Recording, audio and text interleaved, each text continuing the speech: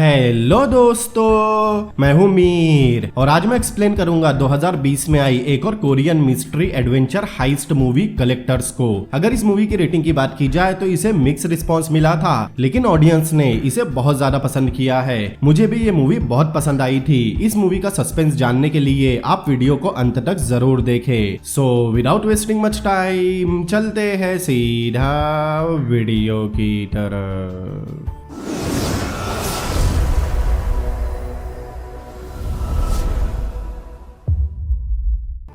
Movie की शुरुआत में हम एक आदमी को देखते हैं जो जंगल के बीच कुछ ढूंढने आया था। सामने ही उसे मिट्टी दिखाई देती है, जैसे किसी गड्ढे को अभी ही बंद किया गया हो। उसे लगता है वो लेट हो गया। वो मिट्टी में अपनी रॉड डालता है। रॉड डालते ही वो फंस जाती है। रॉड निकालने के बाद जब वो उस होल के पास जाता है, जमीन के नीचे से किसी की आवाज आती है। मतलब यहाँ किसी को जिंदा दफन किया गया है और ये सीन भी यही कट होता है।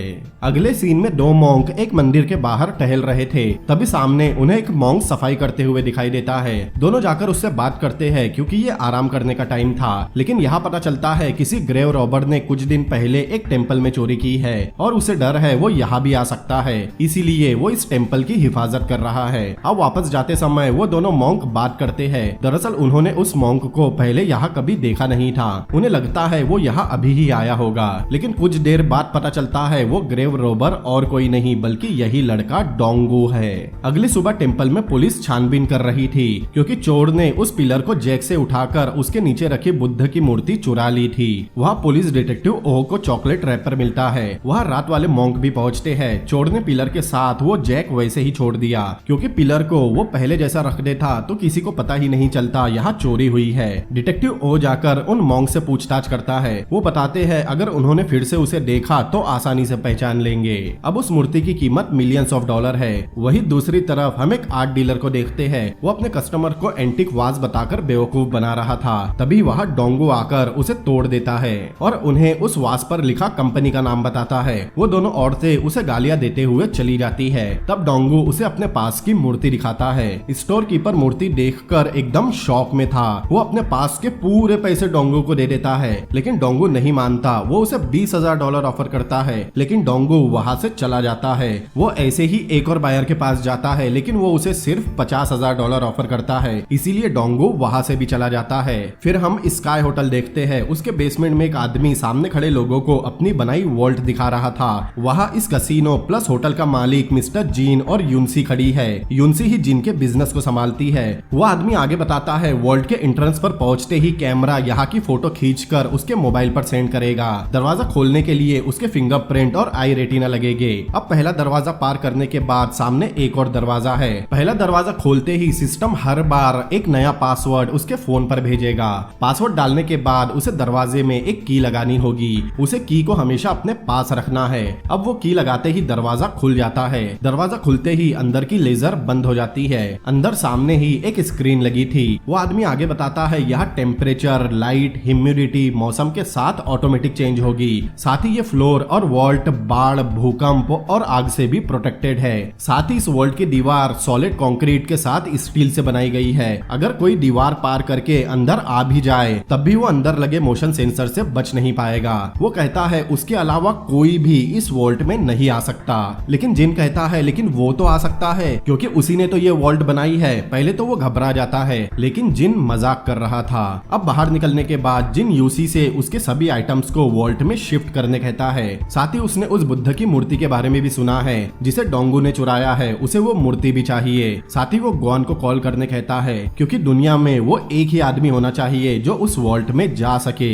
यूसी उसका मतलब समझ जाती है। अगले सीन में किसी झील के किनारे हम गॉन को देखते हैं। गॉन मिस्टर जिन के लिए काम करता है। उसके कब्जे में वो आदमी है जो कुछ देर पहले जिन को वॉल्ट दिखा रहा था क्योंकि वो वॉल्ट उसी ने बनाई थी। गॉन उसके पैरों में वजन बांधकर उसे पानी में फिकवा देता है और कुछ ही देर में वो बेचारा द्वारा डूब जाता है। उस आदमी को फेंकने के तुरंत बाद उसे यूसी का कॉल आता है। वो उसे जाकर उस बुद्ध के स्टैचू को ढूंढने कहती है जो डोंगू के पास है। ग्वान के जाने के बाद हम देखते हैं यूसी उसे दूर से देख रही थी, इसीलिए उस आदमी को मारते ही उसने ग्वान को कॉल किया। अगले ही दिन डोंगू को ग्वान के आदमी घेर लेते हैं क्योंकि अफवाह उड़ चुकी थी कि एक लड़का उस मूर्ति को बायर के पास लाता है लेकिन उसे बेचता नहीं। अब वो लोग उसे लेकर ग्वान के पास आते हैं। पहले डोंगू बताता नहीं उसे ये मूर्ति कहाँ से मिली। साथ ही डोंगू उसके एक्सेंट का मजाक भी बनाता है क्योंकि ग्वान चाइनीज है। अब यहाँ डोंगू उस मूर्ति को बेचने से मना कर रहा था। तब ग्वान उसे चाय देते हुए उसे जान से मारने की धमकी देता है। तब डोंगू उसके मुंह पर गर्म चाय फेंक कर वहाँ से बाहर भागता है। बाहर वो एक लड़की से टकराता है और उसे सॉरी बोलकर भागने लगता है। उसके पीछे ग्वान के आदमी पड़े थे। तब रोड पे भागते हुए उन्हें डिटेक्टिव ओहो देख लेता है। वही एक जगह आकर वो डोंगू को घेर लेते हैं। तब तक वहाँ ग्वान भी आ गया था। अब सभी मिलकर डोंगू को मारने लगते हैं। अब आखिर में डोंगू उसे मारने ही वाला था लेकिन सही समय पर वहाँ डिटेक्टिव ओहो पहुँच जाता है। अब यहाँ दोनों एक दूसरे पर इल्जाम लगाने लगते हैं। ग्वान कहता है डोंगू ने उसके एक्सेंट का मजाक बनाया। डोंगू कहता है उसने उसका बुद्धा छीना है। डिटेक्टिव ओ ग्वान के हाथ से वो बुद्धा छीन लेता है लेकिन उसे खोलने पर वो कोई और मूर्ति थी जिसे देखकर ग्वान भी शॉक था। डोंगू बताता है उसने ये मूर्ति सुपरमार्केट से ली। अगर ग्वान को भी लेना है तो वो उसे कॉल कर ले, इसीलिए वो उसके हाथ में अपना कार्ड रख देता है। साथ ही वो मूर्ति डिटेक्टिव ओहो को दे देता है क्योंकि डिटेक्टिव ओहो की शक्ल उस मूर्ति जैसी दिख रही थी। उसके जाने पर हम देखते हैं सच में डिटेक्टिव ओहो और उस मूर्ति की शक्ल एक जैसी है। फिर हम उस लड़की को देखते हैं जिससे भागते वक्त डोंगू टकराया था। वो जानबूझकर उससे टकराया था क्योंकि ये लड़की हायरी उसकी बहन है। रात में हमें डोंगू का घर दिखाया जाता है। यहाँ उनके डैड भी है। न्यूज से उन्हें पता चलता है स्काई होटल ग्रुप के मालिक जिन को कोरियन कल्चर एसेट फाउंडेशन का चेयरमैन बनाया गया है। यहाँ ये भी पता चलता है हायरी एक टेक्नोलॉजी और गैजेट फ्रीक है। तभी डोंगू को ग्वान का कॉल आता है। उसने जितना सोचा था कॉल उससे जल्दी आ गया। अगले दिन डोंगू ग्वान से मिलने जाता है। उसके पास मूर्ति भी है। ग्वान उसे वार्न करता है इस बार उसने कुछ गड़बड़ की तो मारा जाएगा। तभी वहाँ ग्वान का बायर आता है लेकिन उसके साथ यूसी भी आई थी जिसे देखकर ग्वान जरा भी खुश नहीं होता। वो बायर उसे अपने साथ उस मूर्ति को चेक करने लाया था। अब उस मूर्ति को चेक करने के बाद यूसी बताती है ये मूर्ति फेक है, जो सुनकर ग्वान और डोंगू दोनों ही हंसते हैं। अब कुछ देर बाद यूसी ग्वान को वार्न करती है कि अगली बार वो मिस्टर जीन को डबल क्रॉस ना करे। दरअसल ग्वान मिस्टर जीन और यूसी को बताए बिना किसी और से वो मूर्ति की डील करने वाला था लेकिन ग्वान कहता है ये कोई और मूर्ति है लेकिन डोंगू कहता है ये वही मूर्ति है। तब ग्वान कहता है वो थोड़ा कंफ्यूज हो गया था। यूसी कहती है वो डायरेक्ट उसके साथ बिजनेस करे लेकिन उसने तो मूर्ति को फेक बोला था। यूसी कहती है उसने बस दूसरे बायर से मूर्ति को बचाने झूठ बोला था। तब डोंगू उसकी तारीफ करता है ब्यूटी विद ब्रेन। यूसी उसे कुछ दिनों बाद मूर्ति की पेमेंट दे देगी लेकिन डोंगू का रूल है इस हाथ ले और इस हाथ दे। यूसी मान जाती है और उसे अपना कार्ड देती है क्योंकि कुछ दिन में वो उसे कॉल करेगी। अब जाते हुए वो फिर एक बार ग्वान को वार्न करती है उसने दोबारा ऐसा कुछ किया तो मिस्टर जीन को वो सब बता देगी। हम आगे देखते हैं यूसी एक एंटिक वास एक रिच औरत को बेचने की कोशिश कर रही थी और वो लेडी वास को खरीद भी लेती है।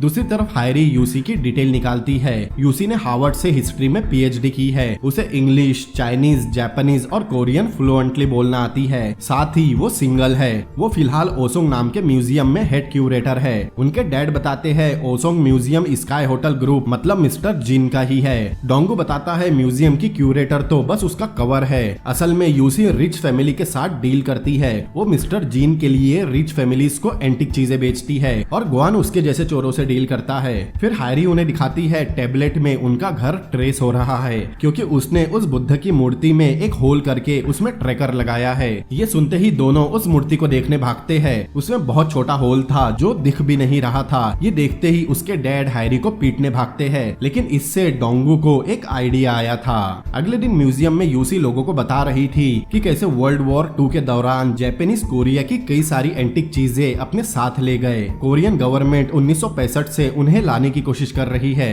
लेकिन हर बार जापानीज गवर्नमेंट उन्हें मना कर देती है। लेकिन वहाँ डोंगू भी आया था। डोंगू उससे कुछ सवाल करता है। अब थोड़ी देर बाद यूसी डोंगू को पैसे देने ले जा रही थी। वो पूछती है वो इस काम में कैसे आया। डोंगू बोलता है क्योंकि उसे एक अच्छा घर खरीदना है जो इस मूर्ति के बिकने के बाद वो आसानी से खरीद सकता है। यूसी उसे कसिनो में लेकर आती है। ये कसिनो सिर्फ फॉरेनर के लिए है। फिर यूसी अंदर ले जाकर उसे $2 लाख के कसिनो चिप्स देती है। डोंगू पूछता है कसिनो ही क्यों। यूसी बताती है मनी लॉन्ड्रिंग के लिए कसिनो सबसे बेस्ट ऑप्शन है। अब यूसी उसे काउंटर से जाकर चिप्स को कैश करवाने बोलती है, लेकिन वो सीधा रूलेट टेबल पर जाकर पूरे $2 लाख लगा देता है। वो लोग यूसी से परमिशन मांग कर उसके पैसे लगा देते हैं, लेकिन एंड में डोंगू हार जाता है। मतलब यूसी को वो मूर्ति फ्री में मिल गई। अब वो यूसी के पास आकर कहता है अब वो घर तो नहीं खरीद पाएगा और वो उसे सबवे तक ड्रॉप कर दे, लेकिन यूसी उसे रेस्टोरेंट में लेकर आती है। दरअसल उसके पास डोंगू के लिए एक काम था, लेकिन डोंगू इतनी आसानी से नहीं मानता।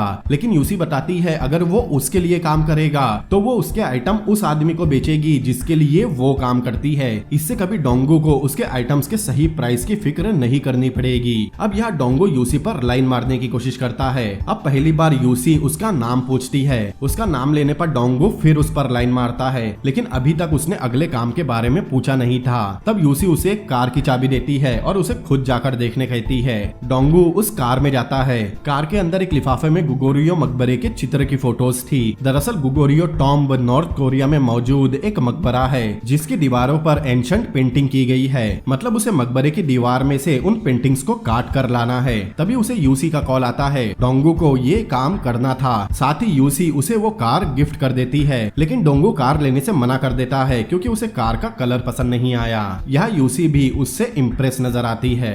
अगले दिन हम एक शॉपकीपर को देखते हैं जो made in China item Chinese tourist को ही बेचने की कोशिश कर रहा था। तभी वहाँ डोंगू और उसकी बहन आते हैं। दरअसल इस आदमी को इंडियाना जोन्स कहा जाता है, जिसने बैकजे किंगडम्स के एक मकबरे से वहाँ के चित्र चुराकर अपने बेडरूम में लगाए थे। यहाँ हायरी उसे चने के झाड़ पर चढ़ा रही थी। फिर डोंगू उसे गुगोरियो टॉम की फोटो दिखाता है क्योंकि उन्हें वहाँ के चित्र चुराने हैं। जोन्स ये कर सकता है, लेकिन फिलहाल उसने ये काम छोड़ दिया है। तब डोंगू उसे $2 करोड़ कोरियन डॉलर देने का वादा करता है। तब जोन्स मान जाता है। शाम को जोन्स उन्हें बता रहा था गुगोरियो टॉम्ब चाइनीज में नॉर्थ कोरिया की बॉर्डर से लगा है, जहाँ जाकर उन्हें मोराल मतलब दीवार पर बनी पेंटिंग चुरानी है। वह जोन्स और डोंगू ही जाने वाले हैं। हैरी उनके जाने और ट्रांसपोर्टेशन का इंतजाम करेगी। डोंगू मकबरे के अंदर जाने का रास्ता ढूंढेगा और जोन्स उन पेंटिंग्स को दीवार से काट कर निकालेगा।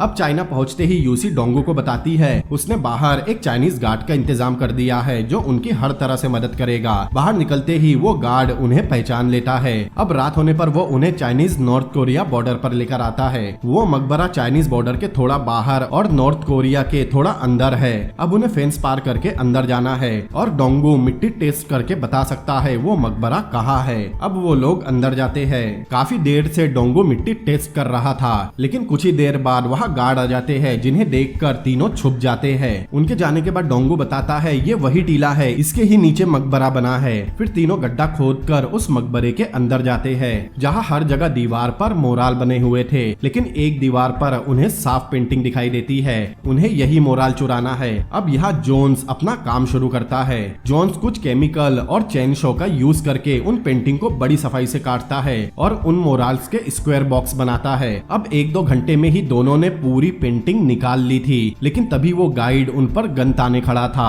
पहले दोनों को ये मजाक लगता है, लेकिन उसके पास असली गन थी। डोंगू उससे पूछता है वो किसके लिए काम करता है, लेकिन गाइड उसे कुछ नहीं बताता। अब जोन्स और डोंगू आपस में ही लड़ने का नाटक करते हुए उस पर हमला कर देते हैं, लेकिन वो अकेला ही दोनों पर भारी पड़ रहा था। लेकिन डोंगू किसी तरह उसे मारकर बेहोश कर देता है। उसका फोन चेक करने पर डोंगू को पता चलता है ये आदमी गॉन के लिए काम करता है। अब अगले ही सीन में डोंगू कार्गो शिप से कोरिया पहुंच गया था। कंटेनर से निकलते ही उसके सामने यूसी खड़ी थी। यहाँ गॉन और डोंगू में फिर कहासुनी होती है, लेकिन डोंगू डायरेक्ट मिस्टर जिन से बात करता है जो सामने ही एक कार में था। तब जिन बाहर निकलता है। यहाँ भी डोंगू उससे तुरंत आइटम के बदले कैश मांग रहा था, लेकिन जिन उसके काम की तारीफ करता है। अब मिस्टर जिन इतना बड़ा आदमी था और उसे मिस्टर जिन के साथ आगे भी काम करना है, इसीलिए डोंगू बाद में पैसे लेने मान जाता है। फिर मिस्टर जिन से हाथ मिलाता है। जिन के हाथ पर एक जलने का निशान था। अब यहाँ से डोंगू मिस्टर जिन के लिए काम करने वाला था। अब 2 दिन बाद डोंगू और उसके डैड बाहर लंच कर रहे थे। तब वहाँ जोन्स अपनी नई कार लेकर आता है। अब उन्हें एक और काम करना था। वो बताते हैं उन्हें अगला काम सियोलंग में करना है। ये सुनकर जोन्स हैरान था, क्योंकि सियोलंग गंगनम सियोल सिटी के बीचों बीच बना एक किंग सियोजिन का मकबरा है। अब अगले दिन डोंगू इस बारे में यूसी को बताता है, लेकिन हिस्ट्री के मुताबिक 1592 में जापानीज इन्वेजन के दौरान उस मकबरे को लूट लिया गया था। अब वो मकबरा बिल्कुल खाली है। डोंगू बताता है जापानीज लोगों ने सोने की तलाश में उस मकबरे की खुदाई की थी, लेकिन उन्हें कुछ नहीं मिला। तब गुस्से में उन लोगों ने किंग सियोजिन की लाश बाहर निकालकर जला दी। लेकिन एक बात थी जो लोगों को नहीं पता है, उस मकबरे में अभी भी कुछ है। यूसी के पूछने पर डोंगो बताता है उस मकबरे में शाही तलवार रखी है। फिर डोंगो जिन को बताता है उस तलवार को एक्सकैलिबर ऑफ जोसन बोला जाता है। लेकिन जिन को मालूम था वो तलवार म्यूजियम में रखी है, लेकिन डोंगो को पहले से पता है वो तलवार असली तलवार की नकल है जो किंग त्योजा के बेटे ने बनवाई थी। वो असली तलवार की बात कर रहा है जिन पर किंग त्योजा के फिंगरप्रिंट भी मौजूद है। लेकिन पौराणिक कथाओं के अनुसार वो तलवार खत्म कर दी गई। लेकिन असली सच्चाई तो ये थी उस तलवार को शाही खजाने के साथ रखवा दिया गया था। 1598 में जैपनीज इन्वेजन के बाद उस समय के राजा ने किंग सियोजन की आत्मा की शांति के लिए उस मकबरे में उनकी जगह उस तलवार को रखवा दिया था। लेकिन जिन को इस बात पर यकीन करने के लिए सबूत चाहिए था। तब डोंगो उसे एक बहुत पुराना लेटर मतलब एक शाही फरमान दिखाता है। अब उस लेटर की सच्चाई जानने के लिए जिन एक एक्सपर्ट को बुलवाता है। जिन पूछता है उसे ये लेटर कहाँ से मिला, लेकिन डोंगो कहता है इस बात से ज्यादा इम्पोर्टेंट ये है कि ये लेटर असली है या नकली। तब वो एक्सपर्ट बताता है ये शाही फरमान बिल्कुल असली है। इसमें उस समय के राजा ने शाही तलवार को किंग सियोजन के मकबरे में रखवाने का ऑर्डर दिया था। यहाँ तक कि ये बात गवर्नमेंट रिकॉर्ड में भी नहीं है। तब डोंगो बताता है ये बात जानबूझकर लोगों से छुपाई गई, वरना उस तलवार को हासिल करने कोई ना कोई फिर से उस मकबरे को खोदने की कोशिश करता। इसीलिए इस लेटर को minister of culture and education में भेज दिया गया था। जब तक उसने ये लेटर नहीं देखा था तब तक उसे भी इस कहानी पर यकीन नहीं हुआ। अब जिन उससे पूछता है क्या वो ये तलवार चुराएगा, लेकिन डोंगो उस तलवार को चुराने से मना कर देता है क्योंकि वो तलवार उनके देश की ऐतिहासिक विरासत है जिनको उसका मतलब समझ नहीं आता। तब डोंगो बताता है उसने एक बार एक बहुत ही मशहूर पेंटिंग बेची थी, लेकिन जिस आदमी ने उसे खरीदा था उसने पेंटिंग को अपने बेडरूम में लटका दिया और एक एक्सीडेंट में वो पेंटिंग जल गई। उसका मतलब था उस तलवार को रखने वाला कोई ऐसा हो जो उस ऐतिहासिक धरोहर को संभाल कर रखे।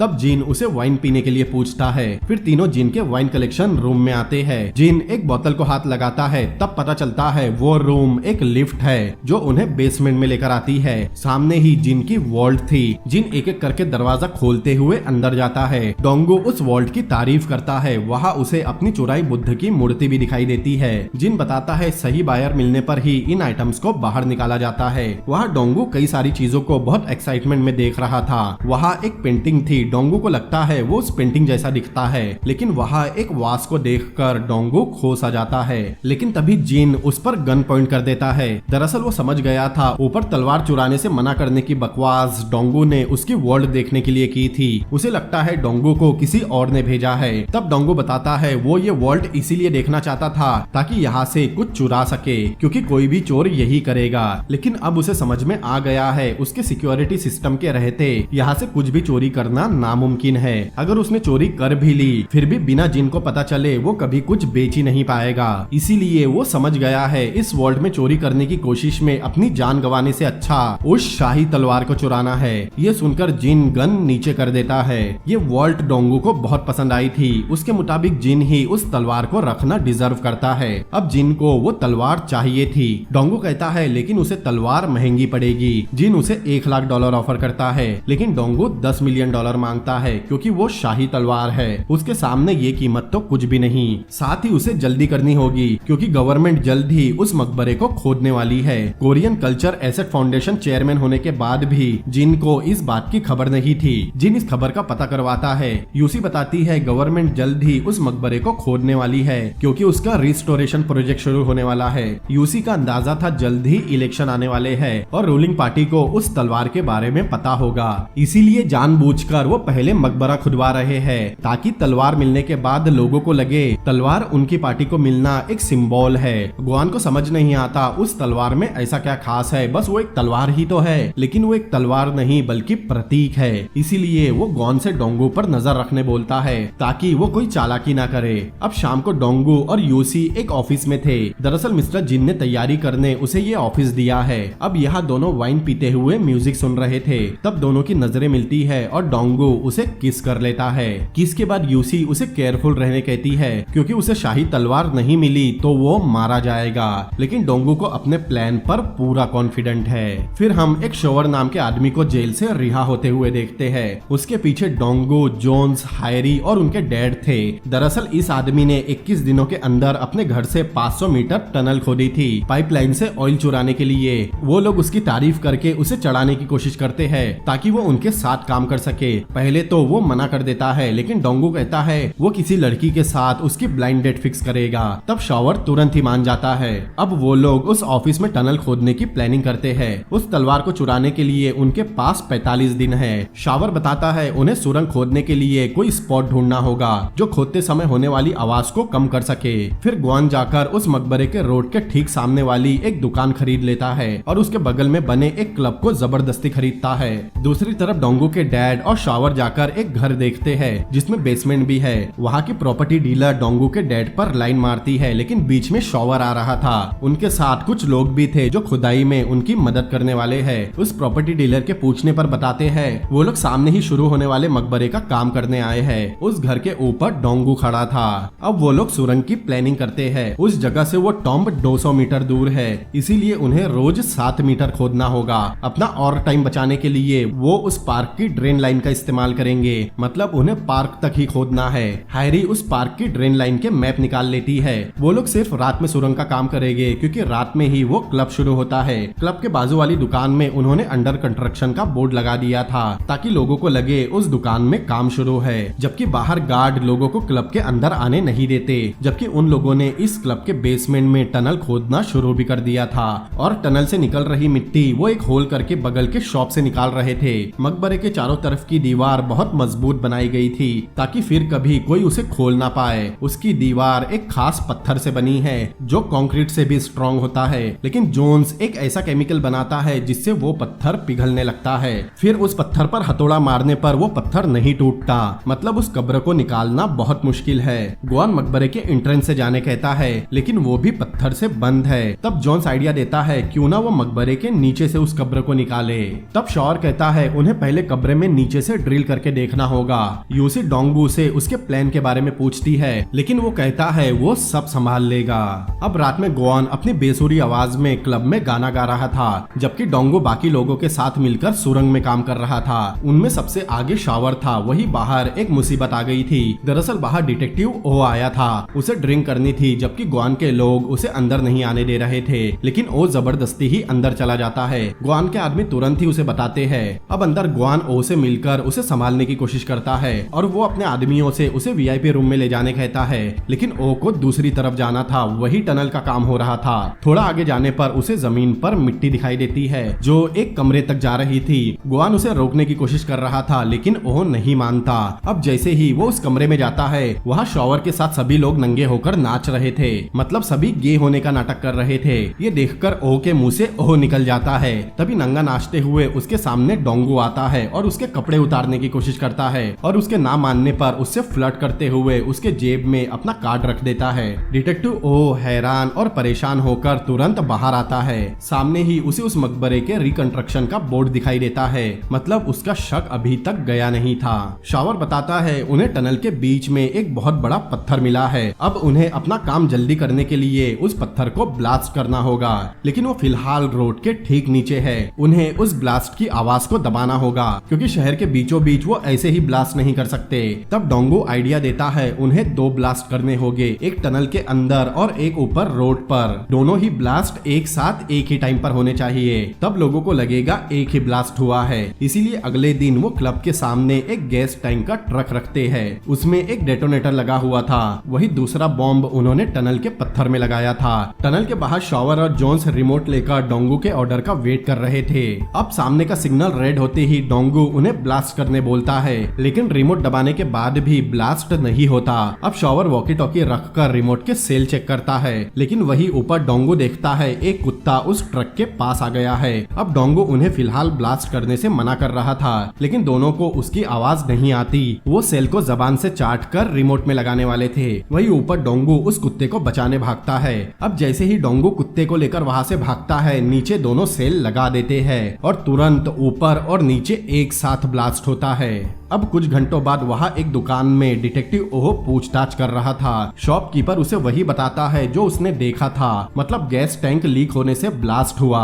लेकिन ओ देखता है वहाँ सीसीटीवी लगा है। ओ उसकी फुटेज चेक करता है जिसमें उसे डोंगू कुत्ते को बचाते हुए दिखाई देता है। लेकिन यही सबसे अजीब बात थी, उस लड़के ने कुत्ते को ब्लास्ट होने से पहले बचा लिया, जैसे उसे पता हो वहाँ ब्लास्ट होने वाला है। उस फुटेज को जूम करने पर वो पहचान लेता है वो लड़का डोंगू है। अब उसके पास डोंगू का कार्ड तो था ही। जब रात में डोंगू क्लब में आता है, ग्वान का आदमी उसे मारकर बेहोश कर देता है। ग्वान उसे उसी झील के पास लेकर आया था। वहाँ जिन और यूसी भी थे। दरअसल आज वो डिटेक्टिव ओह से मिलने गया था। ग्वान के पास डिटेक्टिव ओह के साथ उसकी फोटो थी। ग्वान मिस्टर जिन को भड़का रहा था कि जरूर डोंगू पुलिस के साथ मिला हुआ है, उन्हें उसे मार देना चाहिए और टनल का काम वो संभाल लेगा। अब ग्वान के आदमी उसे लोहा बांधकर पानी में फेंकने वाले थे। डोंगू को मिस्टर जिन से बात करनी थी क्योंकि वो डिटेक्टिव उससे उस बुद्ध की मूर्ति के बारे में पूछ रहा था। अब पानी में फेंकने के जस्ट पहले जिन उसे रोक लेता है। डोंगू बताता है वो डिटेक्टिव उस बुद्ध की मूर्ति की इन्वेस्टिगेशन कर रहा है। दरअसल उसे टिप मिली थी कि ग्वान किसी से बात कर रहा था कि कैसे उसने किसी बड़े कंपनी के सीईओ के हाथों उस मूर्ति को खो दिया। मतलब उस सीईओ की वजह से उसने पैसे नहीं कमाए। मतलब वो मिस्टर जिन की बात कर रहा था। ग्वान बोल रहा था ये सब झूठ है। डोंगो आगे बताता है डिटेक्टिव उससे उस सीईओ के बारे में पूछ रहा था क्योंकि उस डिटेक्टिव को उसके जैसे चोर की जगह मिस्टर जिन जैसे बड़े आदमी को पकड़ना है, लेकिन उसने जिन के बारे में कुछ नहीं बताया। ये सुनकर ग्वान उसे मारकर पानी में फेंकने जाता है, लेकिन डोंगो के पास फोन में सबूत है। दरअसल उसने डिटेक्टिव ओ के साथ हुई बातचीत को रिकॉर्ड कर लिया था जिसमें वही सब था जो उसने बताया है। फिर यूसी भी बताती है उसे पता चले बगैर ग्वान ने उस बुद्ध की मूर्ति को किसी और बायर को बेचने की कोशिश की थी। अब जिन बेसबॉल बैट उठाकर डोंगो की जगह ग्वान को मारने लगता है। अब उसकी पिटाई करने के बाद जिन उसे ऑर्डर देता है 1 हफ्ते के अंदर उसे वो शाही तलवार लाकर देनी होगी, तब ही वो उसे जिंदा छोड़ेगा। अब ग्वान और डोंगू क्लब में मिलते हैं। ग्वान उससे कहता है तलवार उसे मिल भी गई तब भी वो मरेगा। ग्वान उसे ऑफर देता है उसके पास चाइना में उस तलवार का बायर है, वो उसे तलवार के मिस्टर जिन से ज्यादा पैसे देगा। उसका प्लान था जिस दिन वो तलवार निकालेगा मिस्टर जिन भी यही होगा, वो मिस्टर जिन को मारकर इसी टनल में गाड़ देगा और किसी को उसकी बॉडी नहीं मिलेगी। अब थोड़ा सोचने के बाद डोंगू मान जाता है। अब वो टनल में जाता है। दरअसल उन लोगों ने पार्क की ड्रेन लाइन तक सुरंग खोद ली थी। अब वो लोग उस पार्क की ड्रेन लाइन से मकबरे तक जाने का रास्ता ढूंढ रहे थे, लेकिन उन्हें रास्ता कहीं नहीं मिलता। तब वो एक जाली के ऊपर कैमरा डालकर देखते हैं। उनके ठीक सामने वो मकबरा है, लेकिन वहाँ गार्ड पेट्रोलिंग भी कर रहा था और उनके आगे अब ड्रेन लाइन नहीं बनी। उन्हें उस कंक्रीट को तोड़ना होगा, लेकिन इसमें बहुत आवाज होती है। तब शावर आइडिया देता है उन्हें शशांक रिडेम्पशन की टेक्निक अपनानी होगी, लेकिन उसके लिए बारिश होनी चाहिए। अब उनके पास सिर्फ 5 दिन है। अब सभी टीवी के पास बैठे थे। तभी न्यूज में बताया जाता है यह जल्दी भारी बारिश होने वाली है। सभी खुशी से चिल्लाने लगते हैं। तभी वहाँ हैरी आती है। वो कहती है वो ये इंटरनेट पर भी देख सकते थे। दूसरी तरफ मिस्टर जीन मसाज करवा रहा था। तभी वहाँ यूसी आती है। अब यहाँ मिस्टर जीन उसे एक छुट्टी लेने कहता है, लेकिन यूसी चुपके से उसके गले में लगी चाबी को अपने फोन से स्कैन कर लेती है। उस चाबी का स्कैन उसके असिस्टेंट तक पहुँचता है और वो उस चाबी की डुप्लीकेट बनवा लेता है। और जैसा न्यूज में बताया था शहर में बारिश शुरू हो जाती है। अब रात में जोन्स और डोंगू और शावर पार्क की ड्रेन लाइन में थे। अब जैसे ही बिजली कड़कती है डोंगू और शावर कंक्रीट को तोड़ना शुरू करते हैं। दोनों बिजली के चमकने पर हथौड़ा मारते हैं, जिससे ऊपर पेट्रोलिंग कर रहे गार्ड को कोई आवाज नहीं आती। वही अगले दिन ग्वान मिस्टर जीन को मारने चाइना से कुछ आदमियों को बुलवाता है।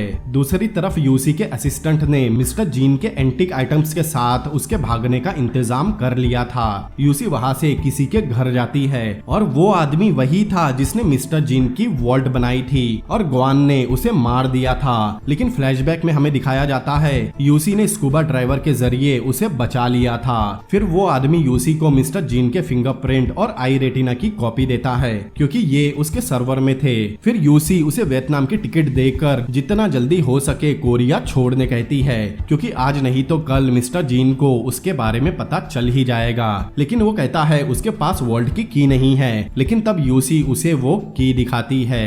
वही रात में डोंगो और जोन्स ड्रेन लाइन में टनल बनाकर उस मकबरे तक पहुंच गए थे। वो फिलहाल उस मकबरे के बिल्कुल नीचे है जहां उन्हें मकबरे का ग्रेनाइट मिलता है। अब उनके टनल खोदने का काम खत्म हो गया था।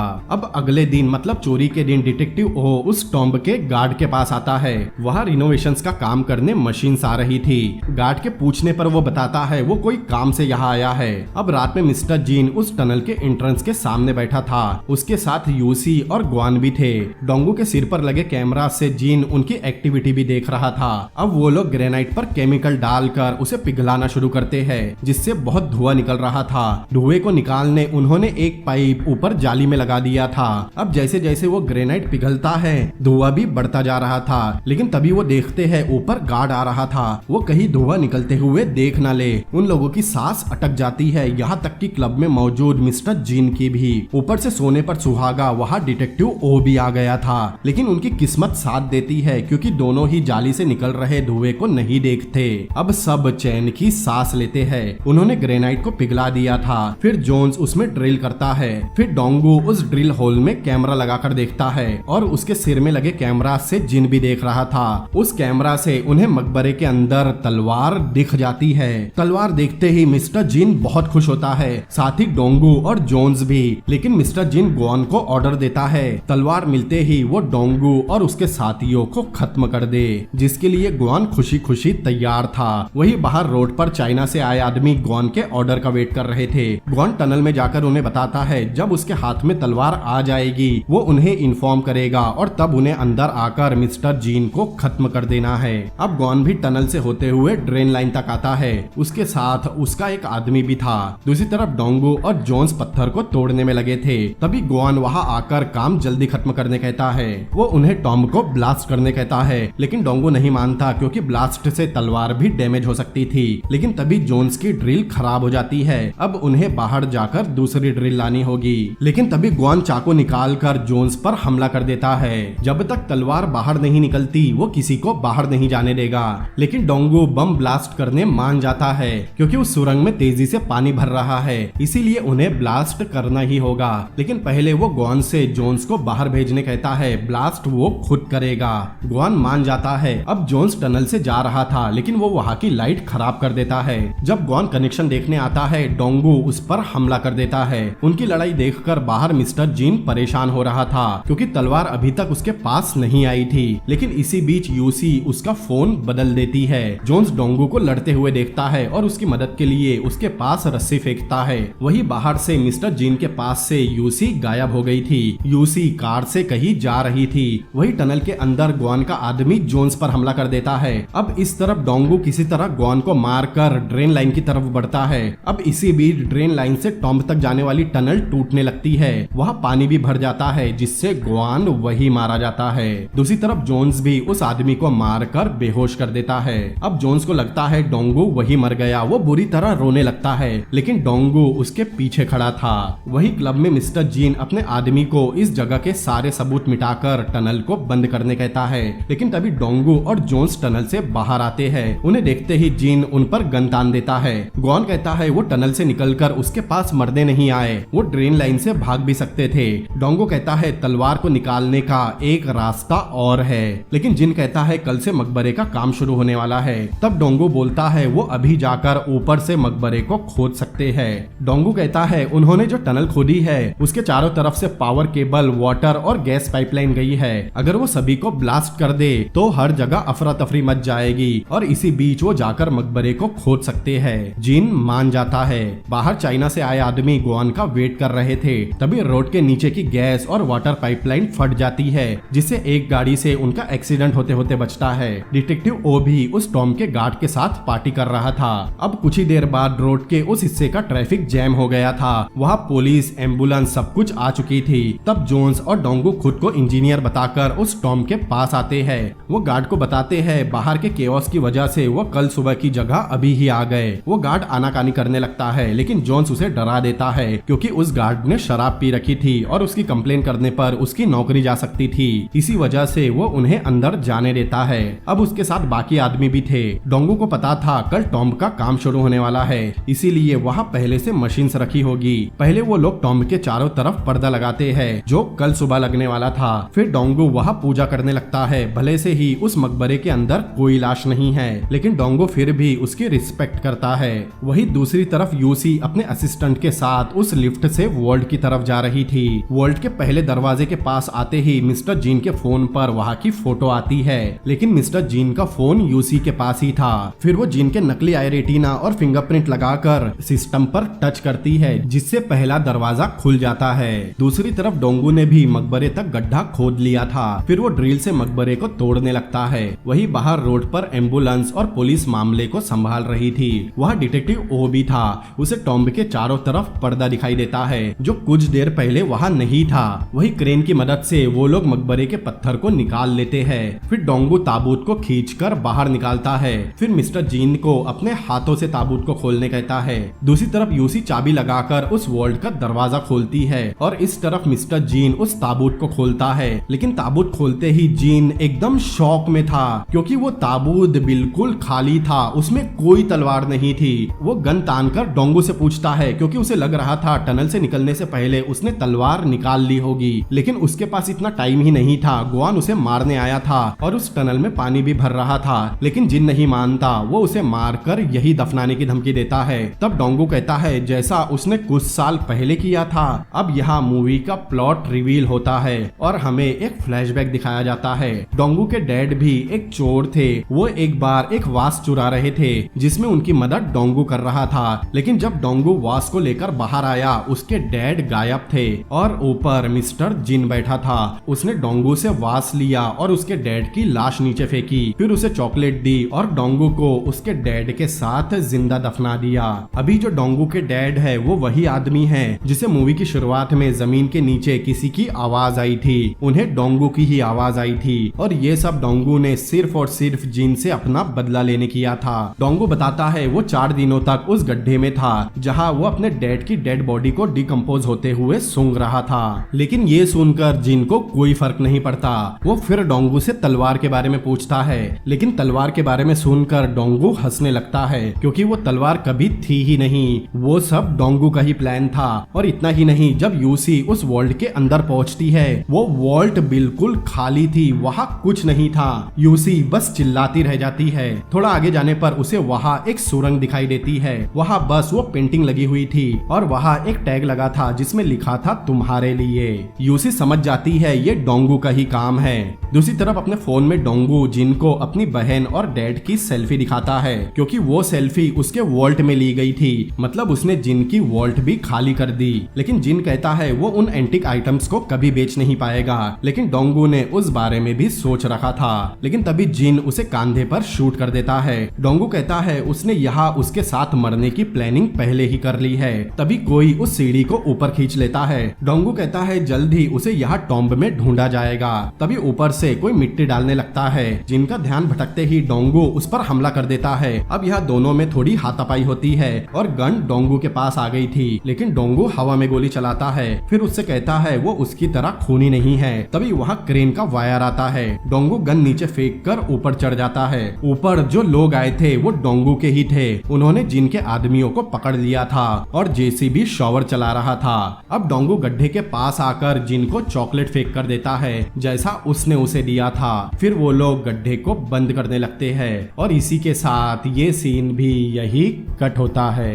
अगले सीन में हम देखते हैं कल्चर हेरिटेज एडमिनिस्ट्रेशन बिल्डिंग के सामने 3 ट्रक खड़े थे। जब गार्ड आकर देखते हैं उन ट्रक में जिन के वॉल्ट के पूरे एंटिक्स रखे थे और कुछ ही दूरी पर डोंगू और उसकी टीम खड़ी थी और यहाँ तक कि वहाँ डिटेक्टिव ओ भी था। मतलब वो भी डोंगू से मिला हुआ था। फिर हमें फ्लैशबैक में दिखाया जाता है जब डोंगू ओ से मिलने गया था तब ही उसने ओ के साथ डील कर ली थी कि वो उसे जिन के वॉल्ट के सारे एंटिक्स लाकर देगा और उसने गॉन के आदमी को उनकी फोटो खींचते हुए देख भी लिया था। इसीलिए जो रिकॉर्डिंग उसने जिन को सुनाई थी उसमें दोनों बस एक्टिंग कर रहे थे। वो लोग ऑफिस में टॉम्ब में चोरी करने की प्लानिंग कर रहे थे, लेकिन उसके साथ उन्होंने वॉल्ट में चोरी करने का भी प्लान बना लिया था। डोंगू ने टॉम्ब के सामने उस क्लब को फाइनल किया था, लेकिन साथ में उन्होंने ठीक स्काई होटल के सामने वो घर भी खरीदा था। उसके डैड और बहन बाकी लोगों के साथ मिलकर वॉल्ट तक टनल खोद रहे थे, जबकि वो जोन्स के साथ मिलकर मकबरे तक टनल खोद रहा था। शॉवर टाइम टाइम पर दोनों जगह काम कर रहा था।